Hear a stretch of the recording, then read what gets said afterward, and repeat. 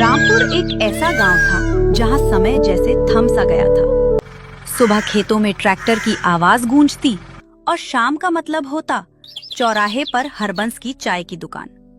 गांव के बुजुर्ग, नौजवान और बच्चे सब शाम को हरबंस की दुकान पर जुटते, चाय की चुस्कियां लेते और राजनीति से लेकर खेती बाड़ी तक की बातें करते। हरबंस की दुकान पर मिलने वाला 2 रुपए का समोसा और कड़क अदरक वाली चाय ही गांव का एकमात्र मुख्य नाश्ता था।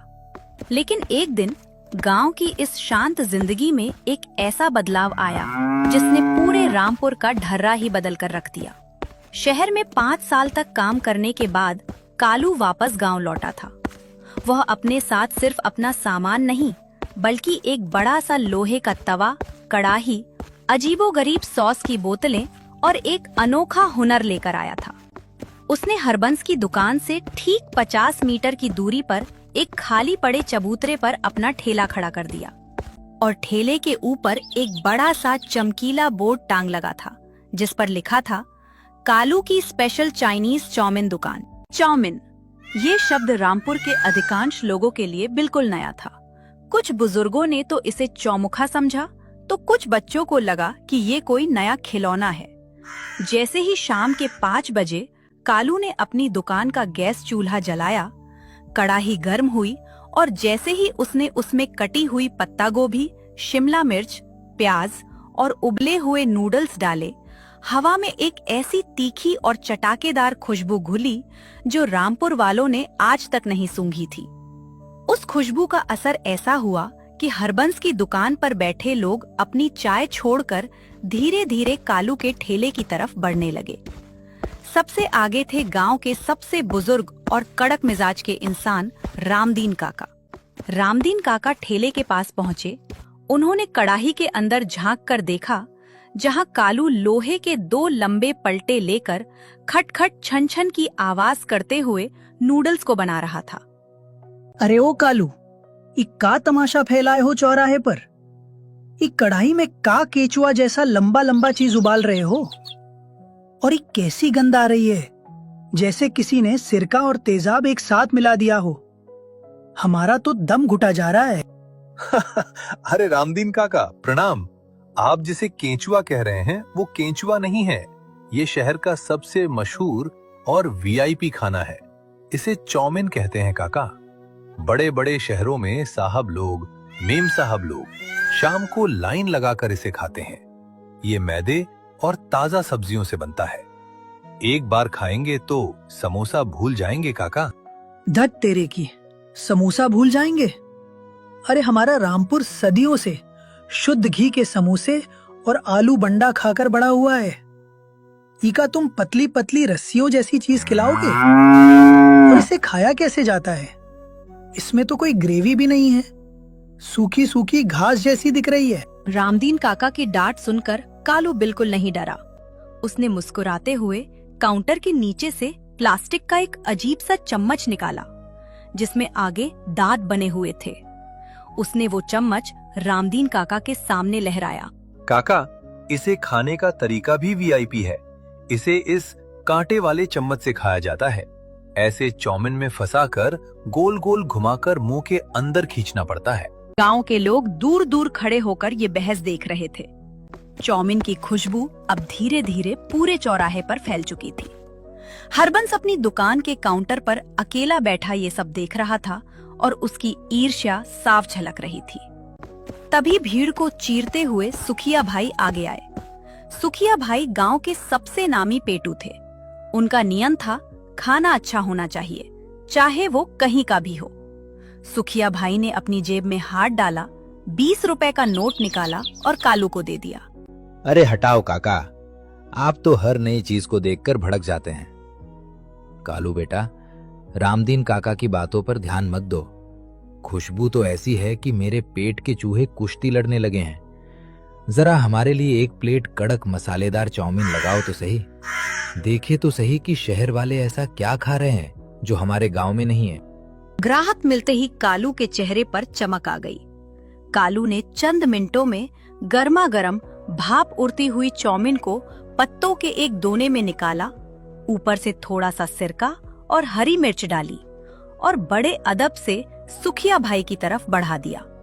उसके साथ उसने वही कांटे वाला चम्मच भी दिया। पूरा गांव अब सुखिया भाई के चेहरे को ऐसे देख रहा था जैसे वे कोई बड़ा वैज्ञानिक प्रयोग करने जा रहे हों। देख ले सुखिया, सोच ले, अगर पेट खराब हुआ तो वैद्य जी के पास हम नहीं ले जाएंगे। ये चीनी खाना तुम्हारे पेट में जाकर बैठ जाएगा। काका, ऐसा खाना बड़े नसीबों से मिलता है। आप रहने दीजिए, पर मैं तो खाऊंगा, फिर चाहे जो भी हो। सुखिया भाई ने चम्मच को उठाया और चाउमीन का एक बड़ा सा गुच्छा चम्मच में फंसाया और उसे अपने मुंह के पास ले गए। फिर उन्होंने एक जोरदार आवाज के साथ सड़प पूरी चाउमीन मुंह के अंदर खींच ली।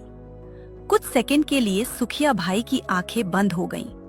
उनका मुंह लगातार चल रहा था। पूरे चौराहे पर सन्नाटा छा गया।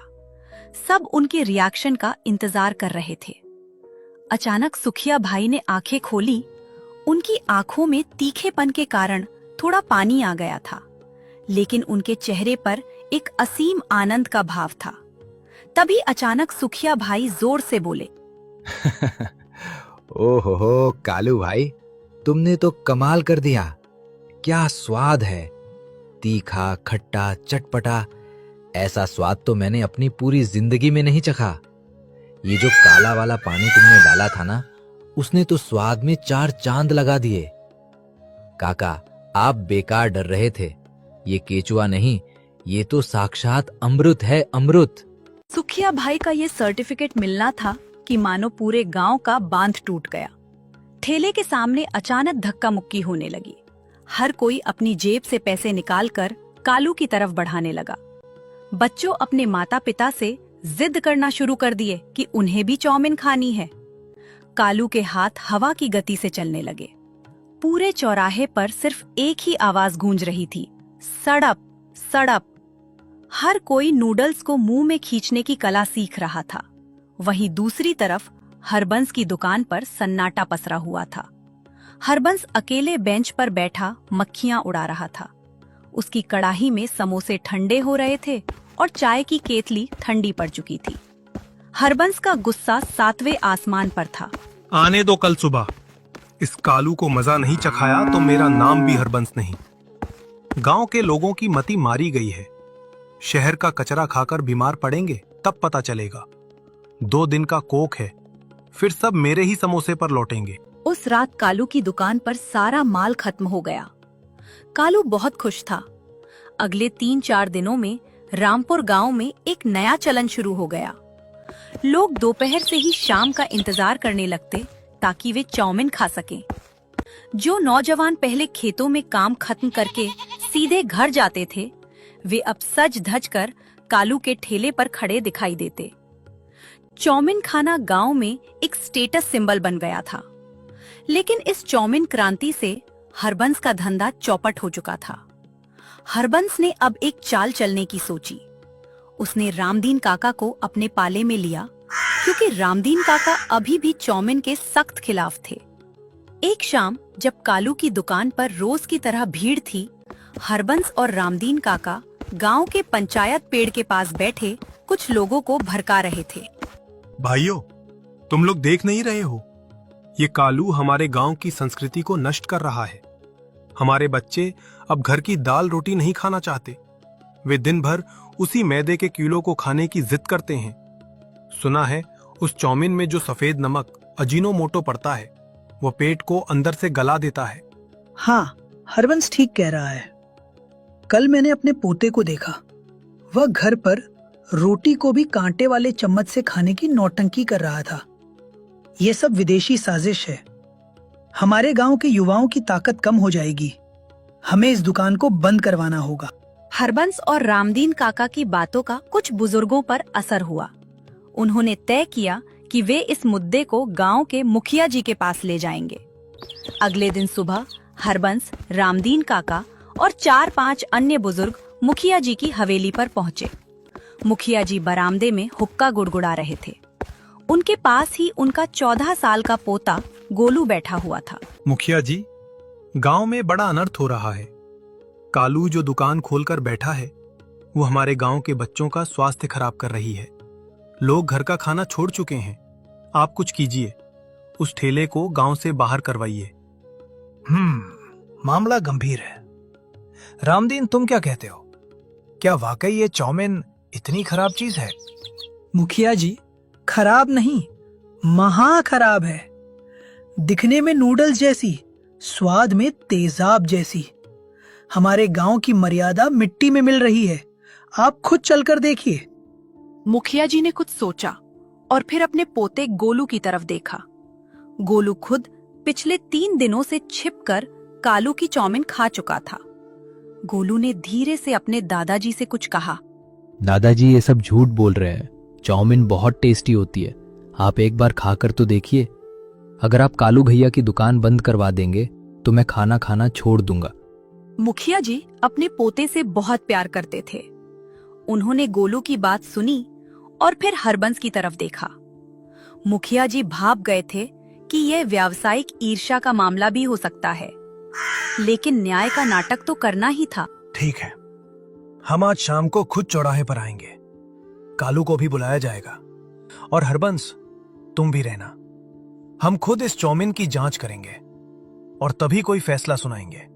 ये खबर पूरे गांव में आग की तरह फैल गई कि आज शाम को मुखिया जी खुद चाउमीन की दुकान का फैसला करेंगे। शाम के 5 बजते ही पूरा रामपुर गांव चौराहे पर इकट्ठा हो गया। कालू थोड़ा डरा हुआ था, लेकिन उसने हिम्मत नहीं हारी। उसने अपना ठेला साफ किया और मुखिया जी के आने का इंतजार करने लगा। हरबंस के चेहरे पर एक विजयी मुस्कान थी। उसे लग रहा था कि आज कालू का बोरिया बिस्तर बन जाएगा। ठीक 5:30 बजे मुखिया जी अपनी भारी भरकम काया के साथ चौराहे पर आए। मुखिया जी बैठ गए। पूरा चौराहा शांत हो गया। हाँ तो कालू, तुम्हारे इस खाने को लेकर गांव में बड़ी शिकायतें आ रही हैं। कहा जा रहा है कि तुम युवाओं को बीमार कर रहे हो और कुछ ऐसा खिला रहे हो जो हमारे समाज के खिलाफ है। तुम अपने बचाव में क्या कहना चाहते हो? मुखिया जी, मैं गांव का ही बेटा हूँ। मैं भला अपने ही भाइयों का बुरा क्यों चाहूंगा? ये चाउमीन मैदे की सेवइयां जैसी ही होती हैं। इसमें जो सब्जियां पड़ती हैं, पत्ता गोभी, गाजर, शिमला मिर्च, वे सब हमारे गांव के किसानों के खेतों से ही आती हैं। रही बात सॉस की, तो वह सिर्फ स्वाद के लिए है। मैं चाहता हूं कि कोई भी फैसला करने से पहले आप खुद इसे चख कर देखें। अगर आपको लगे कि ये खराब है, तो मैं अभी इसी वक्त अपना ठेला यहाँ से हटा लूंगा। कालू की बात में सच्चाई और आत्मविश्वास था। मुखिया जी ने हरबंस की तरफ देखा, जो जोर जोर से सिर हिला रहा था। फिर मुखिया जी ने अपने पोते गोलू की तरफ देखा, जो आंखों ही आंखों में दादाजी से हाँ कहने की मिन्नत कर रहा था। ठीक है कालू, एक प्लेट हमारे लिए भी बनाओ, हम खुद इसका स्वाद चखेंगे। कालू ने तुरंत काम शुरू किया। आज उसने अपनी पूरी जान लगा दी थी। उसने सबसे ताजा सब्जियां चुनी, नूडल्स को बिल्कुल सही तापमान पर उबाला और सॉस की मात्रा को थोड़ा संतुलित रखा, ताकि मुखिया जी को ज्यादा तीखा ना लगे। कुछ ही मिनटों में एक बेहद खूबसूरत और महकती हुई चाउमीन की प्लेट मुखिया जी के सामने पेश की गई। कालू ने कांटे वाला चम्मच मुखिया जी के हाथ में दिया। मुखिया जी को समझ नहीं आ रहा था कि इससे नूडल्स कैसे उठाएं। ये देखकर सुखिया भाई खुद को रोक नहीं पाए। मुखिया जी, चम्मच को ऐसे सीधा मत मारिए, उसे थोड़ा टेढ़ा करके चाउमीन के बीच में डालिए, फिर कलाई को गोल घुमाइए। हाँ, बिल्कुल वैसे ही। अब ऊपर उठाइए। पूरा गांव सुखिया भाई की इस कोचिंग को देख रहा था। मुखिया जी ने सुखिया के बताए अनुसार चम्मच घुमाया। चाउमीन का एक बड़ा सा हिस्सा चम्मच में लिपट गया। मुखिया जी ने थोड़ा संकोच किया, फिर अपने मुंह को आगे बढ़ाया और चाउमीन को अंदर खींच लिया। जैसे ही चाउमीन मुखिया जी के मुंह में गई, उनके चबाने की रफ्तार धीमी हो गई। उनके चेहरे पर पहले हैरानी के भाव आए, फिर उनके माथे की लकीरें ढीली पड़ी। हरबंस उत्सुकता से आगे बढ़ा। उसे उम्मीद थी कि मुखिया जी अभी थूक देंगे। रामदीन काका ने भी अपनी लाठी कसकर पकड़ ली, लेकिन मुखिया जी ने चाउमीन थूकी नहीं, बल्कि उन्होंने आंखें बंद करके उसे मजे से चबाया और निगल लिया। इसके तुरंत बाद बिना किसी के कहे मुखिया जी ने दोबारा चम्मच घुमाया और एक और बड़ा निवाला मुंह में डाल लिया। यह देखकर हरबंस का दिल बैठ गया। अद्भुत, बहुत ही अनोखा स्वाद है। कालू, तुमने जो मसाला डाला है वो तो वाकई जीभ को सुला देता है और फिर जगा देता है। लेकिन मुखिया जी, इसके नुकसान, इसके पेट खराब होने की बात और संस्कृति का क्या? चुप रहो हरबंस, हमने तुम्हारी बात सुनी, अब हमारा फैसला सुनो। कालू की ये चाउमीन खाने में कोई बुराई नहीं है। इसमें ताजा सब्जियां हैं और स्वाद भी बेहतरीन है। रही बात पेट खराब होने की, तो ज्यादा समोसे खाने से भी पेट खराब होता है, क्यों हरबंस? और संस्कृति इतनी कमजोर नहीं है कि एक प्लेट नूडल से टूट जाए। बदलाव को स्वीकार करना चाहिए। कालू का ठेला यहीं रहेगा। मुखिया जी का फैसला सुनते ही पूरा चौराहा तालियों की गड़गड़ाहट से गूंज उठा। कालू की आंखों में खुशी के आंसू आ गए। गोलू खुशी से उछल पड़ा। हरबंस का चेहरा पीला पड़ गया और वो चुपचाप पैर घसीटते हुए अपनी दुकान की तरफ लौट गया। रामदीन काका भी भीड़ से पीछे हटने लगे। कुछ दिनों बाद जो चाउमीन कभी गांव के लिए एक विदेशी और अवांछित मेहमान थी, वो अब रामपुर की अपनी संस्कृति का एक अटूट हिस्सा बन चुकी थी।